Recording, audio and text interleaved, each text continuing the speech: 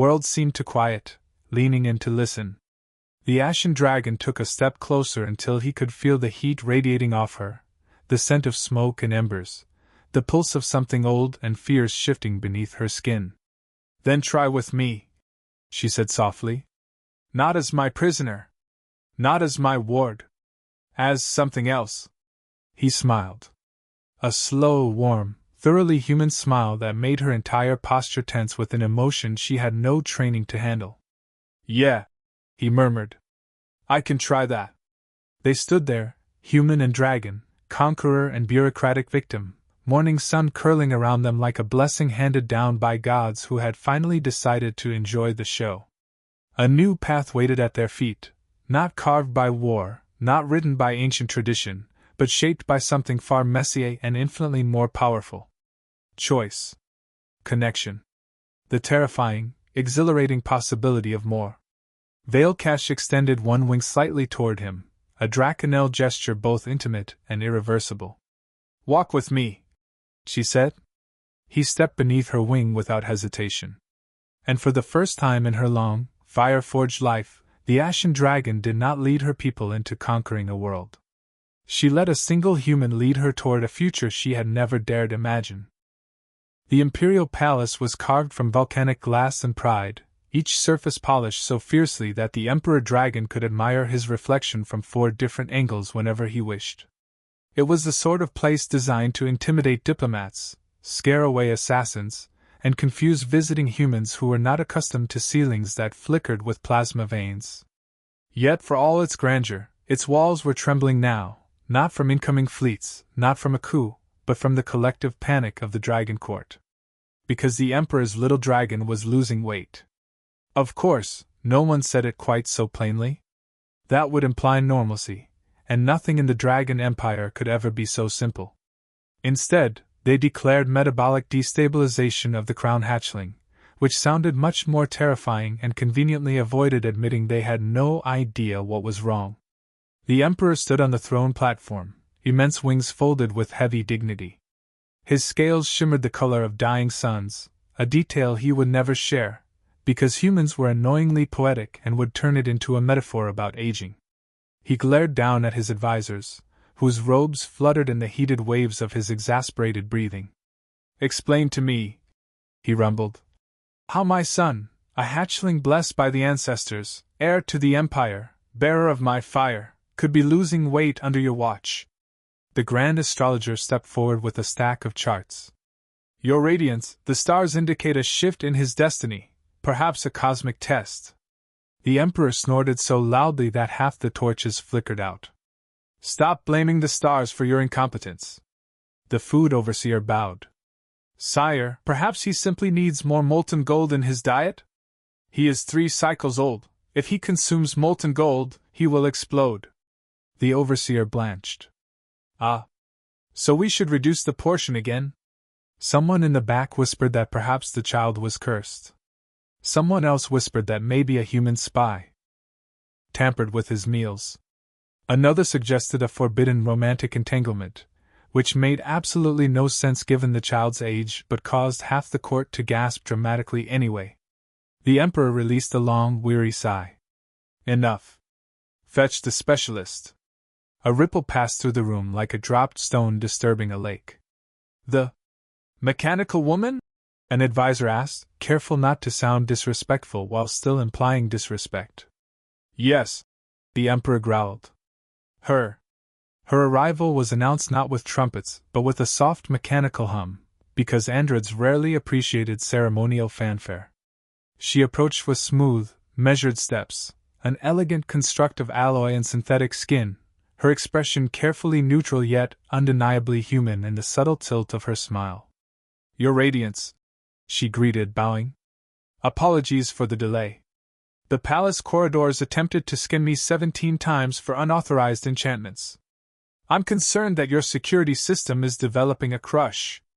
A few courtiers choked on their own dignity. The Emperor blinked once, slowly. Humor confounded him the way love confounded bureaucracy, utterly and without warning. You're here to diagnose my son, he reminded her. I am, she replied calmly. But to be clear, I diagnose problems, not egos. So if you're hoping I'll tell you this isn't your fault. My son, the Emperor interrupted firmly, is losing weight. And you, she said without missing a beat, are losing patience. A collective gasp rose from his advisors. One fainted. Another scribbled a note to petition for her disintegration. The Emperor ignored them all. Follow me, he said. They walked through the palace, passing murals of conquests and wars, every one of them a tribute to tonic power. She studied the walls with that half-human curiosity embedded in her matrices. You know, she said lightly, the human engineers who helped design my personality coding used to say that sometimes the most complicated problems are just very simple problems wearing dramatic costumes. You speak riddles. No. I speak human. You're just allergic to it. Despite himself, the Emperor's tail flicked in amusement. Just once. They entered the nursery, vast, warm chambers filled with obsidian toys and ceremonial banners draped far out of reach.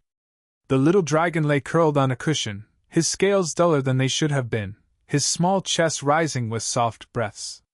The Emperor's voice softened. He has eaten only a handful of crystallized minerals today.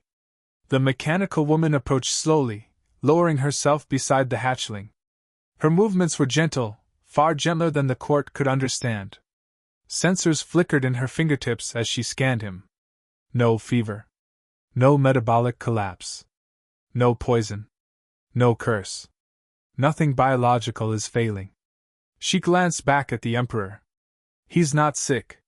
He's sad.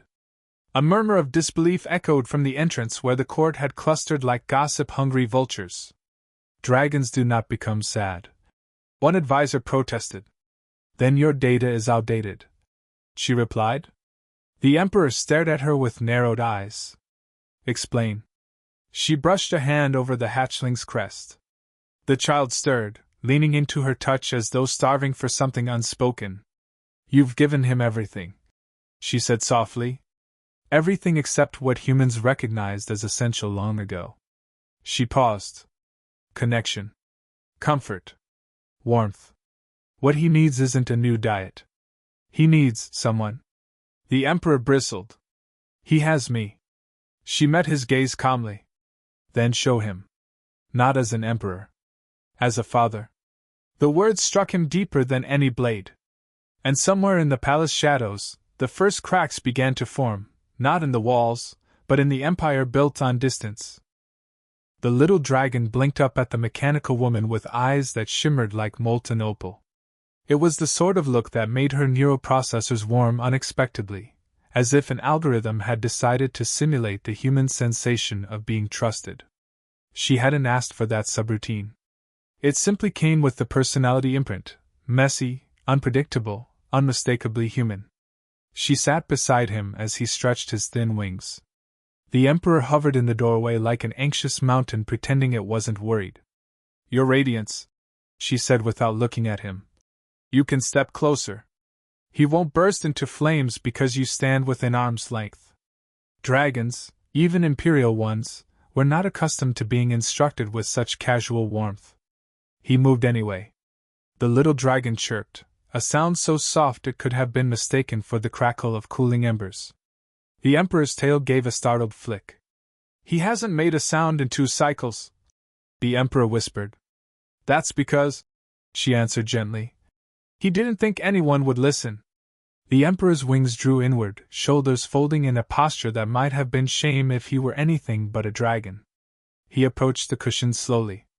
The little dragon's eyes widened, not in fear but uncertainty. He's asking, the mechanical woman murmured, if you're safe. I am his father, the Emperor replied, stunned. How could he not know that? Because fathers are complicated, she said. Especially ones who roar more than they speak. He shot her a look. She smiled faintly, unafraid. She lifted the hatchling gently, offering him to the Emperor. The child hesitated only a moment before settling against the Emperor's chest, small claws clutching the ridges of his armor. The Emperor froze. What is he doing? He whispered. Bonding, she said. It's a human thing. Apparently it works on dragons too. Court members peered inside from the doorway, scandalized. Your Radiance, this is highly irregular. Someone hissed. Yes. The Emperor replied, voice low but firm. And? The advisor retreated immediately. The mechanical woman began examining the nursery with sharp precision, scanning temperature gradients, sound frequencies, light exposure, and structural design. Everything was perfect on paper. Which meant everything was wrong emotionally. You built a fortress, she said. Not a home. It is meant to protect the heir. It's isolating him. She moved to a shelf lined with ceremonial glyphstones etched with ancestral proverbs. Dragons teach strength through struggle, he said defensively. Humans teach strength through connection. She countered.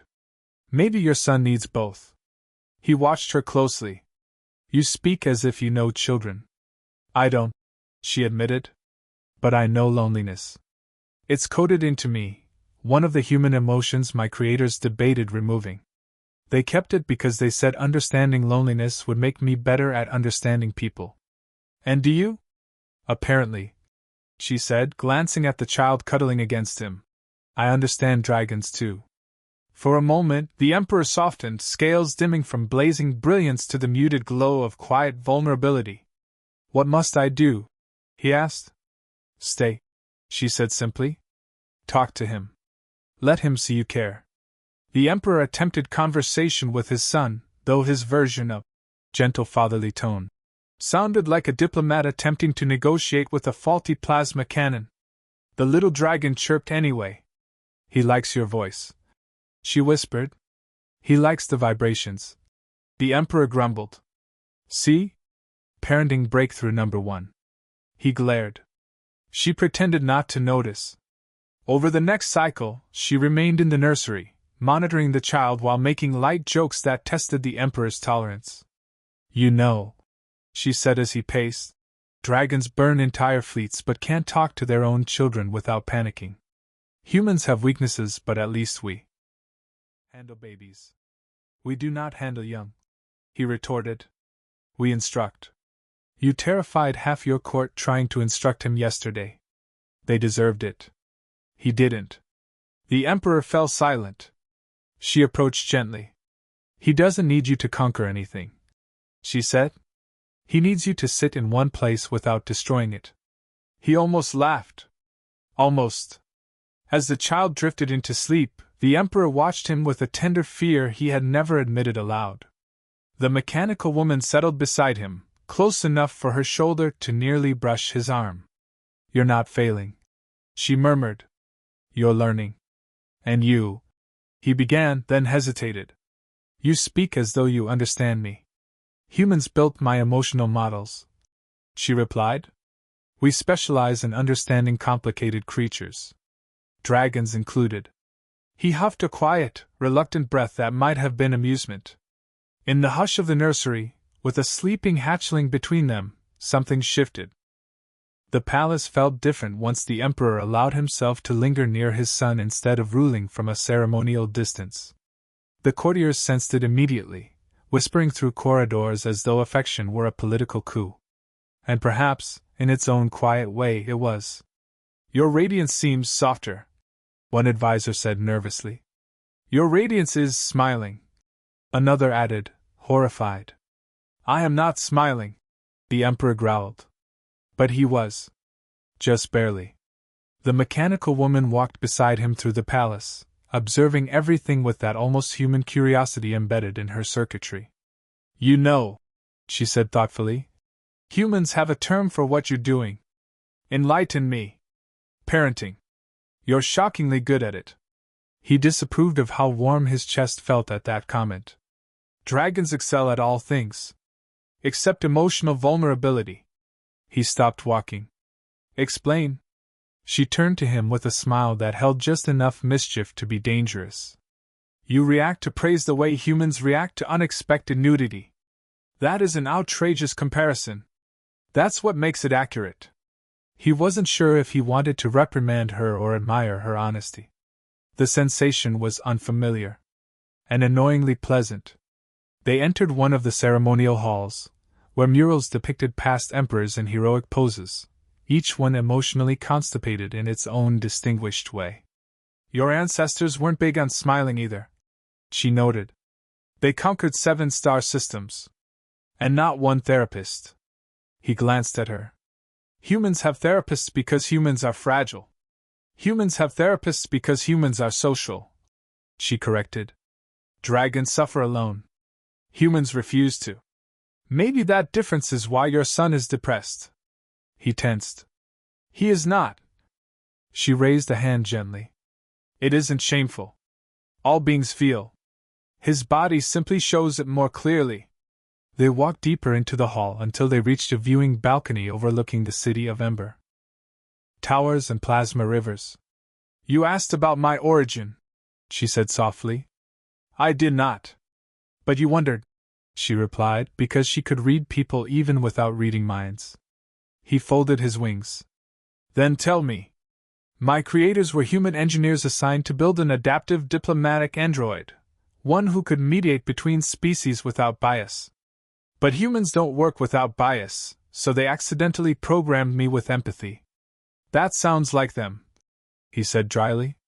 They also gave me humor, she continued, and curiosity, and the inability to walk away from a child who looks like he's shrinking from loneliness. The Emperor exhaled, a deep rumble that vibrated the stones under their feet. Why help us? He asked quietly. Dragons are not known for kindness. No species is kind by default, she said. Not humans, not dragons. Individuals are. Choices are. He looked at her long and hard, trying to understand how a being made of metal and code could carry herself with more humanity than half the diplomats he'd met. You speak as though you care. I do, she said simply. About him. And about you. The Emperor's eyes widened slightly. She continued before he could respond. Don't get excited, she teased lightly. Caring about someone is not the same as liking them romantically. Something in his posture stiffened. She smirked. I didn't say it wasn't either, she added. He nearly choked on air. It was dignified choking, but choking nonetheless. Humans flirt strangely, he muttered. I'm not flirting. I'm clarifying ambiguity. That is worse. Dragons need direct communication. Humans use implication, context, tone, posture, emotional nuance. I will combust, he warned. She laughed, delighted. Their path eventually led back to the nursery, where the little dragon chirped at the sight of his father. The child looked brighter today, eyes more luminous, wings less limp. The Emperor settled beside him. The mechanical woman joined them. Without asking. You know, she said, I think the court is terrified of what you're becoming. And what is that? A father who loves openly. He paused, studying his son. Studying her. And if that destabilizes the Empire? He asked. Then maybe the Empire needs destabilizing. He looked at her sharply, as though seeing something impossible beneath her synthetic skin, an idea, a hope, a threat to everything he had built. Humans, he murmured. Always changing what they touch. Not everything, she said. Just what needs changing. The hatchling climbed onto both their laps as if uniting them by instinct. The Emperor didn't push her away. And she did not move from his side. Something transformative settled in the room, something the court could never legislate, something the ancestors never wrote into stone. Something human. By the time the Emperor convened the court, rumors had spread across the empire like wildfire fueled by gossip and plasma currents. Advisors gathered in the throne hall with the solemn dread of creatures preparing to face a cultural apocalypse. The Emperor entered with his son perched proudly on his shoulder, and the mechanical woman walking beside him as if she belonged there. Gasps erupted. This is improper, one elder cried. This violates centuries of protocol, another wailed. This looks like a partnership, a third whispered, horrified. The Emperor lifted a claw for silence. My son is recovering. His strength returns. His appetite grows. His wings brighten. The court murmured in agreement, carefully, nervously. And this, the Emperor continued, gesturing to the mechanical woman, is because she showed him what none of you could. The mechanical woman raised her hand politely. Empathy. The word you're looking for is empathy. The court recoiled as if she'd waved a biological weapon. Your Radiance, the High Chancellor pleaded. Humans classify empathy as an emotion. And emotions are dangerous, another advisor finished. Are unpredictable, said a third. Are contagious, a fourth whispered, trembling. The Emperor spread his wings, casting a shadow that swallowed half the hall. Good. Chaos broke instantly. Good? The advisors shrieked. The mechanical woman crossed her arms, amused. You're doing great. Keep terrifying them. It makes them more flexible. I am not terrifying them, the Emperor muttered. They're vibrating so hard the floor is shaking. He glanced down. The stones were vibrating. He ignored it.